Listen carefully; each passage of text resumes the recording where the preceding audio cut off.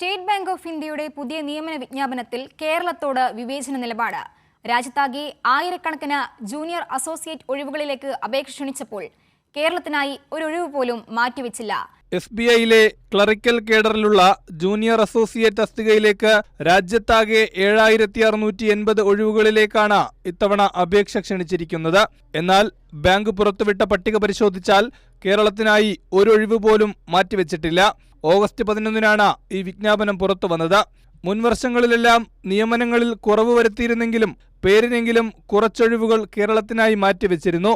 കഴിഞ്ഞ വർഷം രാജ്യത്താകെ 5180 ഒഴിവുകൾ വിജ്ഞാപനം ചെയ്തപ്പോൾ കേരളത്തിന് 247 ഒഴിവുകൾ ലഭിച്ചിരുന്ന സ്ഥാനത്താണിത്. ഇത്തവണ ദേശീയ തലത്തിൽ ഒഴിവുകളുടെ എണ്ണം വൻതോതിൽ ഉയർന്നിട്ടും കേരളത്തെ പൂർണ്ണമായും വെട്ടിനിരത്തുകയായിരുന്നു. ബാങ്കിംഗ് ഇടപാടുകളിലും നിക്ഷേപങ്ങളിലും മുൻപന്തിയിലുള്ള ഒരു സംസ്ഥാനത്തോട് SBI കാണിക്കുന്ന ഈ നിലപാട് അംഗീകരിക്കാൻ കഴിയില്ലെന്ന വിമർശനം ശക്തമാണ്. വിഷയം ചൂണ്ടിക്കാട്ടി doctor John Brittas MP SBI chairman CS ഷെട്ടിക്ക് കത്തയക്കുകയും അടിയന്തരമായി ഇടപെട്ട കേരളത്തിലെ ഒഴിവുകൾ പുനഃസ്ഥാപിക്കണമെന്ന് ആവശ്യപ്പെടുകയും ചെയ്തു. കൈരളി ന്യൂസ്, തിരുവനന്തപുരം.